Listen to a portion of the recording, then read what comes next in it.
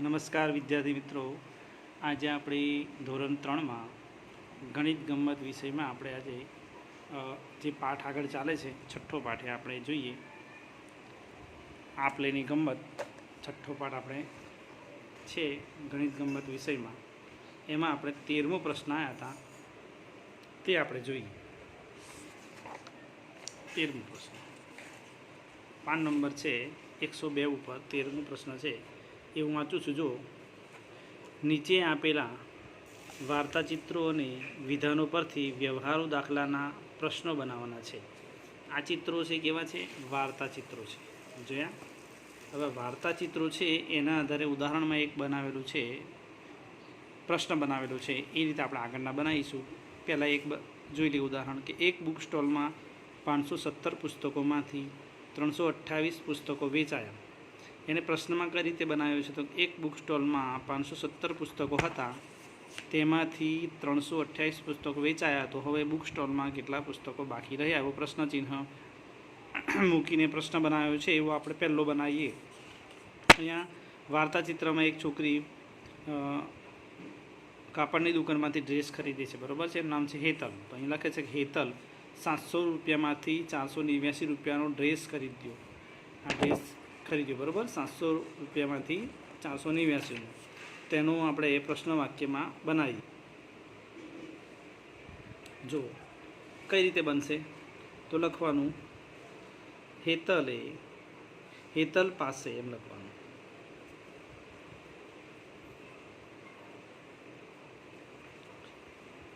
₹700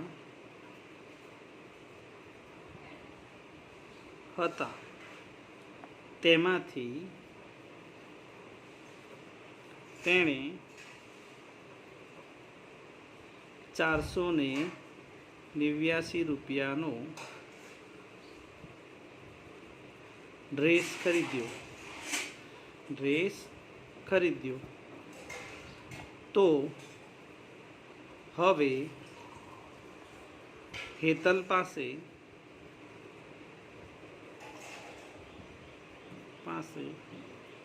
કેટલા રૂપિયા બાકી રહ્યા છે. એટલે પ્રશ્ન ચિહ્ન મૂકવાનું ભૂલાય ના. તો આ રીતે તમારે વાર્તાચિત્ર છે એના પરથી તમારે પ્રશ્ન બનાવવાનો રહેશે. આપણે ચોથો પ્રશ્ન જોઈએ. એક વાડીમાં આંબાના 248 ઝાડ તથા જામફળના 359 ઝાડ છે. તો આનો પ્રશ્ન કઈ રીતે બને? તો એક વાડીમાં લખવાનું, એક વાડીમાં આંબાના 248 અને જામફળના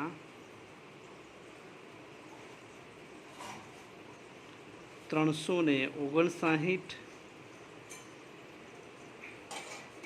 ઝાડ છે. તો વાડીમાં કુલ કેટલા ઝાડ છે? પ્રશ્ન છે. આ રીતે બાકીના પ્રશ્નો છે એ તમારે ચિત્ર વાર્તા પરથી પ્રશ્ન બનાવવાના રહેશે. 14મો પ્રશ્ન આપણે જોઈએ. ઉદાહરણ મુજબ 1 થી 7 સંખ્યાને એવી રીતે ગોઠવો કે જેથી ઊભા સ્તંભ અને આડી બે હરોળનો સરવાળો 9 થવો જોઈએ. 1 થી 7 સંખ્યામાં ઉદાહરણમાં એક આપેલું છે 3. તો 3 ને 3 6 ને 3 9. અહીંયા પણ 3 ને 3 6 ને 3 9. દરેકનો સરવાળો કેટલો થાય છે? 9 થાય છે. એ રીતે આપણે અહીંયા એક બનાવીએ. એમાં આપણે 2નો ઉપયોગ કરીએ, 5નો ઉપયોગ કરીએ અને 2નો ઉપયોગ કરીએ. 2માં 5 ઉમેરીએ તો 7 થશે, 7માં 2 ઉમેરીએ તો 9 થશે. એ રીતે ઊભા હરોળમાં અહીંયા પણ 5 મૂકીએ અને અહીંયા 2 મૂકીએ તો પણ 9 થશે. અહીંયા 5 મૂકીએ, અહીંયા 2 મૂકીએ તો પણ 9 થશે. અરે 2 2 4 થાય તો વચ્ચે 5 મૂકીએ તો પણ 9 થશે. તો એ રીતે તમારે બીજા બનાવવાના રહેશે. હજુ એક છે અહીંયા જો 7 ને 1 8 ને 1 9, બરાબર છે. અહીંયા 7 ને 1 8 ને 1 9. અહીંયા પણ સરવાળો 9 થાય છે, અહીંયા પણ 9 થાય છે. તો બાકીના બોક્સમાં આમાંની અલગ સંખ્યા લઈને તમારે ઊભી અને આડી હરોળમાં 9 થવા જોઈએ. એ રીતે તમારે લખવાનું રહેશે. આગળ બીજો પ્રશ્ન, ઉદાહરણ મુજબ 1 થી 8 સંખ્યાને એવી રીતે ગોઠવવાના કે ઊભો સ્તંભ હોય કે આડો હરોળમાં સરવાળો 10 થવો જોઈએ. ઉદાહરણ એક આપેલું છે 7 ને 1 8 ને 2 10. એ રીતે અહીંયા 7 ને 1 8 ને 2 10. પછી અહીંયા પણ 7 ને 8 ને 2 10. અહીંયા પણ 7 ને 1 8 ને 2 10. બરાબર છે. બીજું ઉદાહરણ આપેલું છે 3 ને 2 5 ને 5 10. 3 ને 2 5 ને 5 10. એ રીતે અહીંયા પણ 10 10 છે. તો આપણે બીજું એક બનાવીએ, તો અહીંયા 8 કરીએ, અહીંયા એક 9 અને એક 10. બરાબર છે. ફરીથી એક અહીંયા 8 કરીએ, એક 9 ને એક 10. બરાબર છે. એ રીતે 8 છે તો અહીંયા 1 અને 1 10. અહીંયા પણ 1 ને 1 10. 8 ને 1 9 ને 1 10. 8 ને 1 9 ને 1 10. આમાં પણ 10, આમાં પણ 10 ને આમાં પણ 10 થાય છે. તો બાકીના તમારે આ રીતે બનાવવાના રહેશે. અહીંયા પણ 1 થી 9 સંખ્યાનો ઉપયોગ કરવાનો છે અને આડી ઊભી ત્રાસી હરોળમાં 15 થવા જોઈએ. ઉદાહરણ જુઓ, 15 તો 8 ને 1 9, 9 ને 6 15. બરાબર છે. અહીં આડીમાં જુઓ તો પણ 8, 8માં 5 ઉમેરીએ, 13 ને 2 15. 7 ને 1 8 ને 1 9 ને 6 15. 9 ને 11 ને 4 15. બરાબર. એ રીતે તમારે આની અંદર પણ સંખ્યાઓ મૂકીને આ જ ઉદાહરણ પ્રમાણે આડીને ઊભી હરોળમાં 1 થી 9 સંખ્યાનો ઉપયોગ કરીને કુલ 15 થવા જોઈએ એ રીતે બનાવવાના રહેશે. પાછળ જોઈએ તો પ્રવૃત્તિ આવી જશે. વિદ્યાર્થી મિત્રો, પ્રવૃત્તિ આપણે જે આગળ ભણ્યા છે એનું જ પુનરાવર્તન આવે છે, પણ આપણે તોય જોઈ લઈએ છીએ. પહેલું છે કે શિક્ષક વિદ્યાર્થીને પ્રશ્નોત્તરી દ્વારા 3 અંકની 2 સંખ્યાનો દશકવાળી બાદબાકી શીખવવાની. ફરીથી એક વખત દશકવાળી બાદબાકી જુઓ. અહીંયા 754 ઓછા 628 છે, એ દશકવાળી છે. અહીંયા તમને પહેલાં બતાવી દઉં છું કે 4માંથી 8 નહીં જાય તો 5માંથી દશક લીધી છે, તો અહીંયા જેમાંથી દશક લઈએ ઓછો કરીએ તો 4 થશે. 5 દશકમાંથી 1 એટલે 4 દશક. અહીંયા 10 દશકમાં આપણે આ એક એકમ ઉમેરવાનું. 14, 14માંથી 8 જાય તો 6. 4માંથી દશકની લાઇનમાં 2 જશે તો 2 ને 100ની લાઇનમાં 100માં 7માંથી 6 જાય તો 1 એટલે 126 જવાબ આવે. હવે એને પ્રશ્નોની પ્રક્રિયા દ્વારા સમજાવું તો એકમના સ્થાનમાં કઈ કઈ સંખ્યાઓ છે, તો એકમના સ્થાનમાં 4 અને 8 છે, બાદ થઈ શકે નહીં.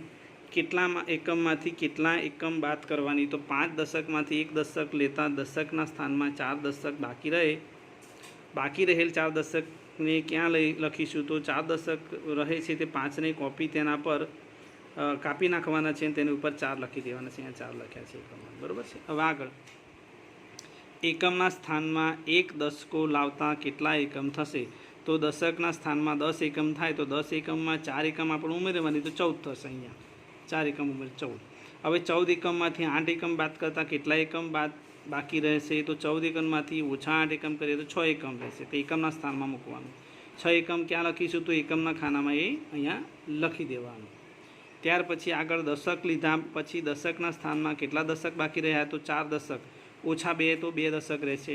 4 દશકમાંથી 2 દશક બાદ કરતાં કેટલા દશક બાકી રહેશે, તો દશકના ખાનામાં નીચે 2 લખવાના. બાકી રહેલા 2 દશકને ક્યાં લખીશું, તો દશકના ખાનામાં અહીંયા 2 લખી દીધેલા છે. બરાબર છે. આગળ 100ના સ્થાનની બાદબાકી કરતાં કેટલા 100 બાકી રહે છે, તો 700માંથી 600 બાદ કરીએ તો 100 રહેશે. તો 700માંથી 600 બાદ કરતાં કેટલા બાકી રહેશે, બાકી રહેલા 100 એકમ ક્યાં લખીશું, 100ના ખાનામાં નીચે 1 લખીશું. તો 7માંથી 6 બાદ 100 બાદ જશે તો 1 મળશે, તો 1 આપણે 100ના સ્થાનમાં લખીશું. બાદ બાકી કેટલા 100, કેટલા દશક, કેટલા એકમ થઈ, 100, 2 દશક, 6 એકમ, એટલે કે એક કઈ સંખ્યા થશે.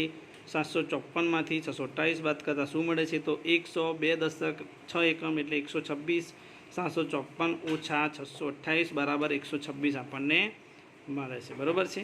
તો આ રીતે દશકના સ્થાનની સમજ. હવે એમાંથી બાદબાકીનો દાખલો ગણીએ. ધારો કે 6 છે પહેલો દાખલો. 6માંથી 8 નહીં જાય તો આપણે એકમના સ્થાનની ગણતરી માટે દશકના સ્થાનમાંથી આપણે અહીંયા દશક લઈએ તો 2માંથી દશક લઈએ તો 1 રહેશે અને અહીંયા 10 આવશે. હવે એકમના સ્થાનમાં દશક 10 છે, એમાં 6 ઉમેરે તો 16 થશે. 16માંથી 8 જાય તો 8 રહેશે. અહીંયા એકમના સ્થાનમાં પણ 1 છે ને અહીંયા 5 છે, 1માંથી 5 નહીં જાય માટે અહીંયાથી 100ના સ્થાનમાંથી દશક ફરી લેવાની, તો અહીંયા 7 રહેશે અને આની ઉપર 10 આવશે. 10માં 1 ઉમેરીશું તો 11 થશે. 11માંથી 5 જશે તો 6 રહેશે અને 7માંથી 6 જાય તો 1 રહેશે. તો આમ 926 ઓછા 658 બરાબર 168 જવાબ આવે છે. તો એ રીતે તમારે દશકવાળા દાખલા પ્રવૃત્તિમાં તમારે જાતે ગણવાના રહેશે. પાછળ અહીંયા વ્યવહારુ દાખલા છે. જો એમાં પહેલો દાખલોની સમજ આપું છું કે એક ગામમાં 907 માણસોની વસ્તી છે. એક ગામ છે, એમાં 907 માણસો રહે છે. લગ્ન પ્રસંગે 359 માણસો બાજુના ગામમાં ગયા. લગ્ન હતું એના માટે બાજુના ગામમાં 359 બાળકો ગયા. હવે આ ગામમાં કેટલા માણસો બાકી રહ્યા, તો આપણે પહેલાં એને રકમ ગોઠવી દઈશું કે 907 માણસો ઓછા બાદબાકી કરવાની છે 359. તો 359 અહીંયા લખી દેવાનું. ઓકે, હવે જુઓ આ માણસો હતા. માણસોની વસ્તી એમ લખો તો પણ ચાલે, માણસોની વસ્તી. અને 359 બાજુના ગામમાં ગયા, તો લખવાનું બાજુના ગામમાં ગયા. હવે આપણે જોવાનું 7માંથી 9 નહીં જાય, તો અહીંયાથી દશક લેતું, પણ અહીંયા તો કોઈ સંખ્યા જ નથી. માટે આના માટે અહીંયાથી પહેલાં દશક લઈશું. 9માંથી દશક લઈએ તો અહીંયા 8 આવશે, અહીંયા 10 મૂકાશે. 10માં આપણે 0 ઉમેરવાના, પણ એ પછી પણ પહેલાં હવે 7માંથી 9 નહીં જાય, તો માટે આ દશકમાંથી દશક લેવાની. 10માંથી દશક લઈએ તો અહીંયા 9 રહેશે, અહીંયા 10 થઈ જશે. 10માં 7 ઉમેરે તો 17 થશે. 17માંથી આપણે 9 બાદ કરવાના છે તો 8 રહેશે. હવે 9 અહીંયા છે તો 9માંથી 5 કરીએ તો 4 રહેશે. દશકના સ્થાનનું બાદબાકી, 100ના સ્થાનની બાદબાકીમાં 800 છે, એમાંથી 300 બાદ કરવાના છે. બરાબર છે, તો કેટલા રહેશે? 500 રહેશે. આમ 907 જે માણસો હતા એમાંથી 359 બાજુના ગામમાં ગયા, તો 548 માણસો ગામમાં બાકી રહ્યા. ગામમાં બાકી રહ્યા. આ રીતે વ્યવહારુ દાખલા થાય. ઓકે, તો બાકીના દાખલા છે એ તમારે દશકવાળા છે, બાદ બાકીના તો તમારી રીતે ગણવાના રહેશે. આગળ ત્રીજો પ્રશ્ન છે. નીચે એક પુસ્તકની દુકાનમાં 2 દિવસમાં વેચેલા પુસ્તકોની વિગત આપેલી છે, તેના આધારે પ્રશ્નોના જવાબ લખો. અહીંયા પુસ્તકની વિગતો છે. પહેલાં એ તમારે અહીંયા સ્કૂલ સરવાળા આપ્યા નથી, કરી દેવાના. કર્યા પછી તમારે આ આધારે તમારે લખવાનું છે. આપણે કોષ્ટક પહેલાં પૂર્ણ કરીએ. અધૂરું કોષ્ટક છે. અંગ્રેજી પુસ્તકો પહેલા દિવસે બરાબર છે 189, બીજા દિવસે 97, તો આનો સરવાળો કરે 9માં 7 ઉમેરીએ તો 16 6 આવશે. વધી 1 8 ને 1 9 ને 9 18 8 વધી 1 ને 1 2 એટલે 286 પુસ્તકો થયા. 7માં 5 ઉમેરીએ તો 12 2 વધી 1 7 ને 1 8 થશે, વધી એમ ઉમેરી તો, અને 2 ને 1 3 છે, 382 જવાબ આવે. અહીંયા 8 ને 6 14 4 વધી 1 દશકના સ્થાનમાં 2 ને 1 3 5 ને 3 8 આવશે, અને 3 ને 2 5 આવશે. 584 પુસ્તકો થયા. હવે આપણે એના આધારે આગળ જઈએ તો તમે જોઈ શકો છો પહેલી ખાલી જગ્યા 2 દિવસમાં કુલ કેટલા ગુજરાતી પુસ્તકો વેચાયા. બરાબર છે, તો 2 દિવસ એટલે પહેલો દિવસ ને બીજો દિવસ આપણે સરવાળો કરી દીધેલો છે 584. ના ખબર પડે તો આ બેનો સરવાળો કરી દેવાનો, આપણે અહીંયા કરેલું જ છે. બરાબર છે, તો 584 આપણને જવાબ મળે છે. બીજો એક 7મો પ્રશ્ન જોઈ લઈએ કે 2 દિવસમાં અંગ્રેજી પુસ્તકો કરતાં હિન્દી પુસ્તકોનું વેચાણ કેટલું વધારે છે. હવે જો 2 દિવસમાં અંગ્રેજી પુસ્તકોનું વેચાણ કેટલું હતું? 286. હિન્દી પુસ્તકોનું વેચાણ કેટલું વધારે છે? 382. હવે આના માટે આપણે એક કામ કરવાનું છે કે 382 ઓછા 286 કરીશું તો જે જવાબ આવે એટલું વધારે વેચાણ થશે. બરાબર છે, 382માંથી હિન્દી પુસ્તકોમાંથી આપણે અંગ્રેજી પુસ્તકો બાદ કરવાના છે વેચાણ, તો આપણને એનું વધારે વેચાણ મળશે. જેમ કે 2માંથી 6 બાદ નહીં થાય, 10 લો, અહીંયા 7 રહેશે, અહીંયા 10.